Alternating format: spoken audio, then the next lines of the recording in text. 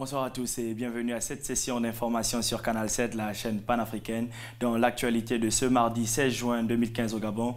Hier, l'église catholique Saint-Louis-Marie Grignon de Montfort au quartier Bas de Guégué, dans le premier arrondissement de Libreville, était rempli de personnes venues célébrer à titre posthume le 58e anniversaire d'André Mbaoba, l'opposant décédé le 12 avril dernier à Yaoundé au Cameroun. Plusieurs cadres de l'opposition gabonaise ont également assisté à cette messe demandée au curé par la famille du défunt. La disparition de cet homme politique influent avait causé la descente dans les rues de plusieurs milliers de personnes désireuses de rendre hommage à celui qu'on appelait affectueusement Amo et à l'accompagner à sa dernière demeure à Medouneux, sa ville natale. Un ressortissant camerounais résidant à Port-Gentil, le chef-lieu de la province de Logoué-Maritime, a été mis aux arrêts alors qu'il tentait de vendre à un de ses clients une vingtaine de pièces d'ivoire dans un hôtel de la capitale économique du Gabon. Les détails de cette arrestation avec Marie-Angèle Ngono. Le trafiquant d'ivoire avait en sa possession 5 pointes et 19 morceaux pour faire des seaux chinois. Il a été interpellé lundi après plusieurs jours de traque au cours d'une opération menée conjointement par l'antenne de la police judiciaire, les services des eaux et forêts et l'ONG Conservation Justice qui lutte contre le braconnage des espèces protégées et l'exploitation illégale du bois. Salifou Moulium risque 3 à 6 mois de prison avec une amende allant de 100 000 à 10 millions de francs CFA, des peines prévues par le Code forestier gabonais qui dispose que la chasse, la capture, la détention, le transport et la commercialisation des espèces intégralement protégées sont interdits et les infractions contre ces espèces sont punies.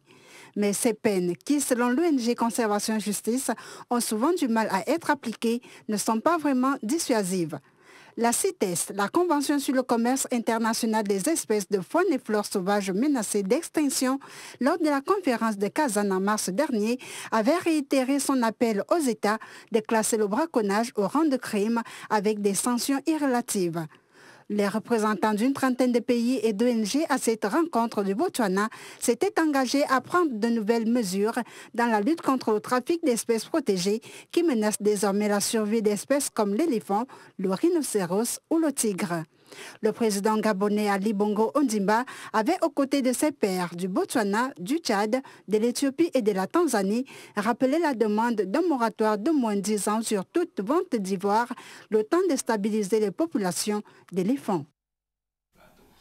Les différents syndicats gabonais du secteur de la santé se sont réunis hier au centre hospitalier universitaire de Libreville. Selon un des membres de cette fédération syndicale, le docteur Stéphane Iloko, les blouses blanches poursuivent la grève qu'ils ont entamée depuis plus d'une semaine pour que leur collègue, le docteur Max Fila, soit jugé selon la procédure normale. Marielle Biogou était sur les lieux.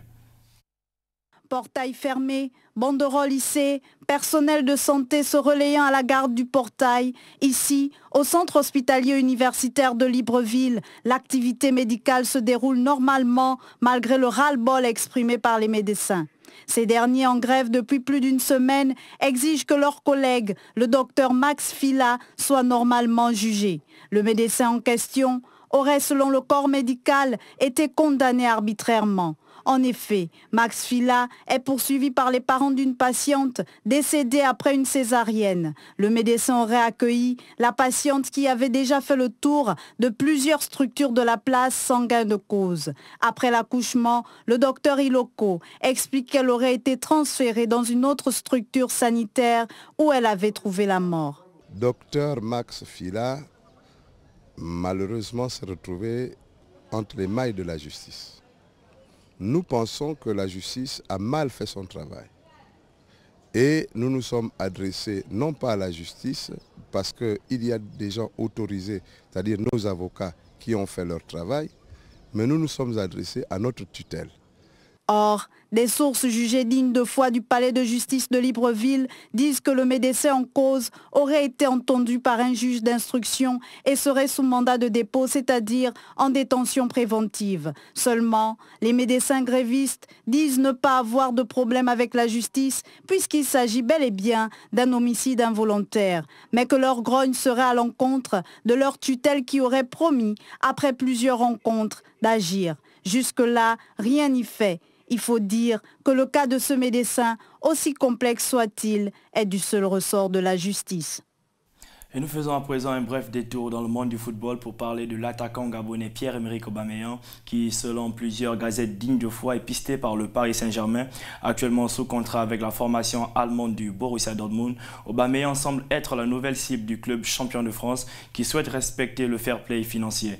En effet, le Gabonais serait une acquisition moins coûteuse qu'Angel Di Maria, Paul Pogba, Kevin De Bruyne et Carlos Tevez, les premiers noms couchés sur la liste des dirigeants du Paris Saint-Germain. C'est donc la fin de cette session d'information consacrée au Gabon.